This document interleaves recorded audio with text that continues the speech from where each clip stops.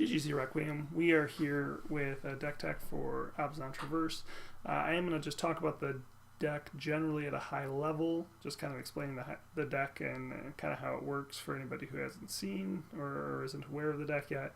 And then I'm going to go into some more specific card choices, kind of where I am now and where I think it fits in the meta versus what I've been playing in maybe in previous videos. So for those of you who do not know, the deck is very similar to like a Death Shadow deck, using the Mishra's Bauble and Traverse package to help fuel up Delirium, and also to condense your deck from essentially 60 cards down to 52 cards. So it's not as simple as that, but basically Traverse and Mishra's Bauble kind of are, like basically cantrips, except the difference with like Traverse to like a Seram's Visions is where you might get a random card off the top. Traverse is going to always get you a basic land, unless you have Delirium turned on, in which case it's going to get you any land or any creature into your hand. And then Mishra's Bauble is a free artifact, and then gives you kind of like a pseudo scry effect where you can look at the top card of a target player's library and then draw a card at the beginning of your next turn's upkeep. The cool thing about this is this lets you look at what the next card on your deck is on your library before you play your land, so you can determine to play a fetch land or some other land, or determine if you need to fetch before you pass turn, or you can wait to fetch until after you draw the card. So it just kind of gives you some information that helps you smooth your draws. It also can be used to look at your opponent's hand, and you can use that to help to make better decisions on your Thoughtseize and Inquisitions of Kozilek's, when heck, even sometimes it's just what card you want to play from your deck. So the Delirium benefit and the reason you're trying to, I guess, drive up Delirium. Delirium, for those of you who don't know, is basically if you have 4 or more card types in your graveyard, you have Delirium. Well, Delirium turns Traverse into a card that can go get you a basic, to a card that can get you a basic or any land in your library, or go get you a creature. And so it kind of acts as like your, we have 11 creatures in this deck. It kind of acts like your 12th through 15th creatures. And then Grim Flayer also, it benefits from Delirium. It's a 2/2 with Trample and a pretty awesome card filtering ability where whenever Grim Flayer deals combat damage, it allows Grim Flayer to look at the top, not Grim Flayer, but allows you to look at the top 3 cards of your library. You can put any into the graveyard and the rest on top of your library in any order. Well, this is great because it both fuels Delirium, but also just helps you filter your draws. And if you have Delirium, Grim Flayer gets +2/+2, and so you become a 4/4 Trampler. Those are the only 2 cards that technically have Delirium. Tarmogoyf, however, has essentially pseudo-Delirium in the fact that its power and toughness is equal to the number of cards in all graveyards. And its toughness gets that number +1. Well, a lot of times if you've seen or played BGX decks with Tarmogoyf in the past, you're used to getting your lands, your instants, your sorceries, eventually your creatures, and like maybe a planeswalker. Well, now you're adding artifacts, and you get those fairly consistently. It's not uncommon to get a 6/7 Tarmogoyf in this deck, where maybe in the past you're a lot more likely to get 4/5s or occasionally 5/6s. In this deck, you definitely get 6/7s fairly frequently. So those are the kind of the payoff cards for the Delirium factor. And then the other thing is, again, because it condenses your deck, it just makes you much more likely to hit everything. It's pretty amazing, but if you run fewer lands than a normal BGX deck, so again, we're only running 19 lands versus what you might normally see is like anywhere from 22 to 24. You're running fewer lands. You're running basically the same removal and hand disruption suite. You're running fewer creatures, and then you're running basically, again, with Liliana's Lingering Souls, roughly the same spell suite. But the way it works out is because everything's condensed, you are more likely to see all the cards you need to see when you want to see them. It's really crazy. You can play fewer lands, you hit your lands as well, if not better, than in a 23 land deck. Traverse is a big part of that because it helps you, go get your basics directly in the early game. In the late game, it helps you go get creatures more frequently. The other great thing about this deck is Grim Flayer with its discard ability when it deals damage, Liliana of the Veil with its uptick ability, and Collective Brutality all have the ability to discard cards, and Lingering Souls is one of the best cards ever for being discarded. So it gives you a couple 1/1 flyers, and when it's discarded, and if you get really lucky and you get to spread it out over a couple turns or even one late game turn, Lingering Souls gives you a lot of bodies and power on the battlefield with evasiveness. So this card just pairs really, really well with Grim Flayer, Liliana, and Collective Brutality. I guess beyond that, there's not a whole lot more to say other than Traverse gives you a bit of a toolbox, which is, again, it's almost like insane. Like, I don't want to overtalk it. It just makes the deck really consistent, which is great. But Traverse, as a toolbox, gives you the ability to run like a one of Treetop Village. So, you have enough power and aggression between your 2-drops, your Lingering Souls, and your top end that most of the time you don't need a man land in this deck. But to be able to have a Treetop Village that you can go get when you need it, awesome. Maybe Grim Flayer's the card you want because you're playing against Affinity and you need to just filter to the big payoff sideboard card. Traverse lets you go get Grim Flayer. Maybe you're playing against Eldrazi Tron and you need to get a Tarmogoyf because you need to stop that Reality Smasher from swinging in for lethal. Traverse, go get your Tarmogoyf. Maybe you're playing against Burn or Abzan Company or Dredge where you want to go get Kalitas because against Burn it's life gain. Against Dredge you're exiling them and putting another blocker on the battlefield and gaining life. And then similar with Abzan Company, they can't trigger their Kitchen Finks combo because once Kitchen Finks goes to the graveyard it dies, etc. So Kalitas also shuts off Arcbound Ravager, right? So it's another card that you go get it in the right matchup. I shouldn't say it completely shuts off, or does it? Yeah, actually, because if you were to sacrifice a creature, it doesn't completely shut it off, but it shuts it off quite a bit.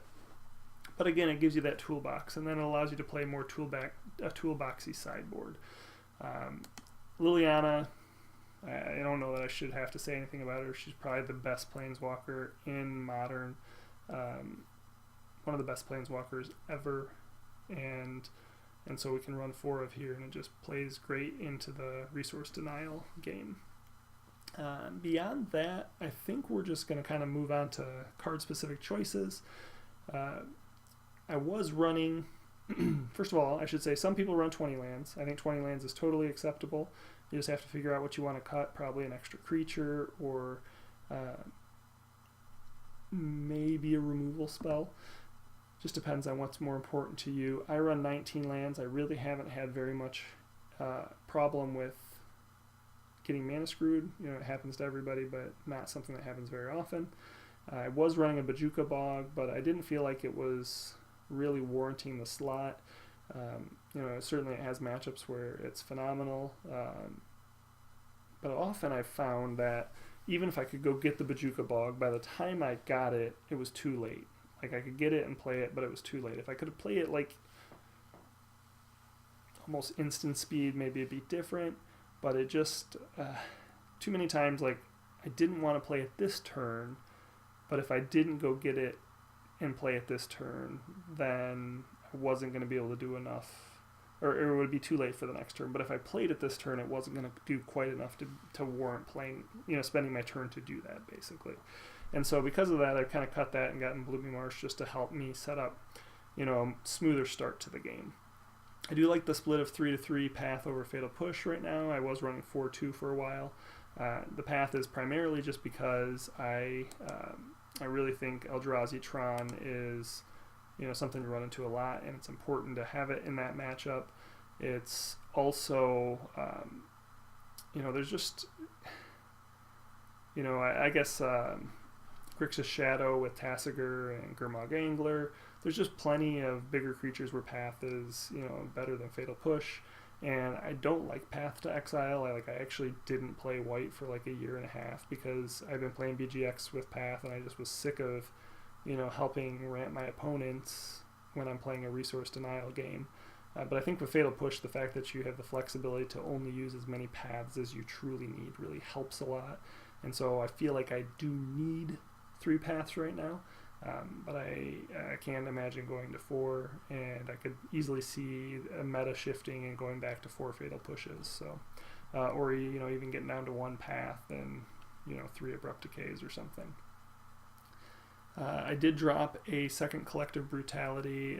As it is right now, I just don't know that there's enough decks that I really wanted against. Not to say that it's bad, because it definitely is a good card and it's very flexible, but there's too many matchups I feel like it's really bad against. I don't know. I don't feel like it's very good against Grixis Death Shadow.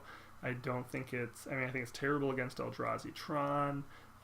Obviously it's good in other matchups, but not so powerful that it's worth how bad it is in those matchups. And so I've dropped down to 1 in the main. Scavenging Ooze is basically what I replaced it with.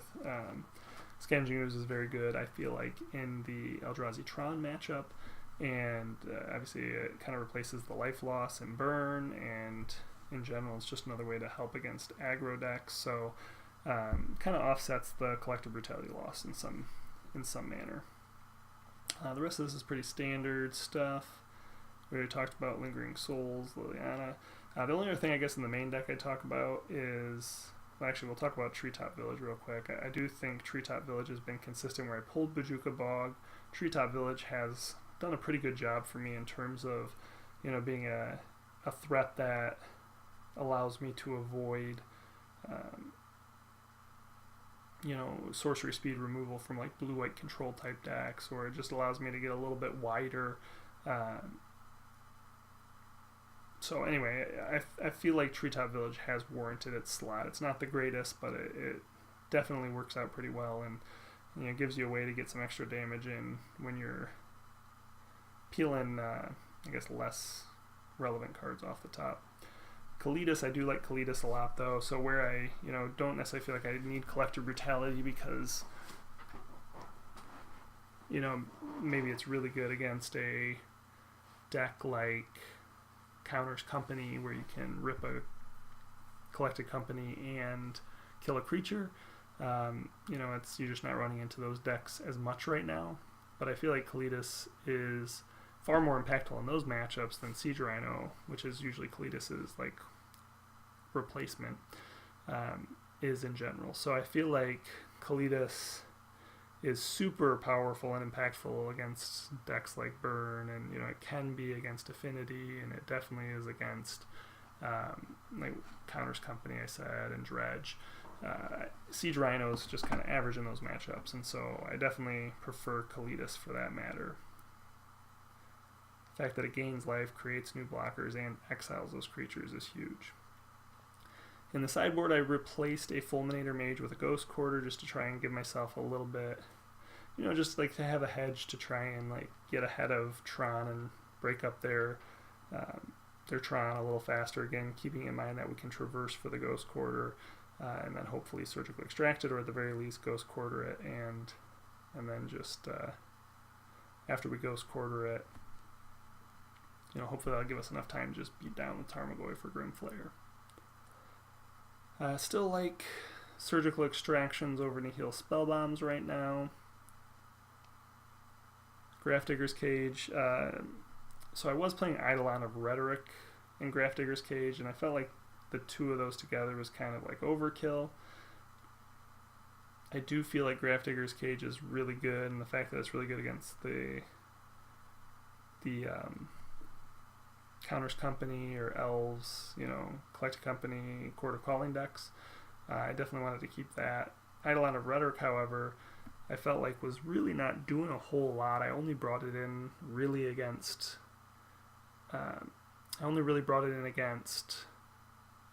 Storm, and so I saw Gaddock Teague in an article from Jadine Klom Perrins, and I just like it. I saw it and I was just like, oh, that's amazing. absolutely.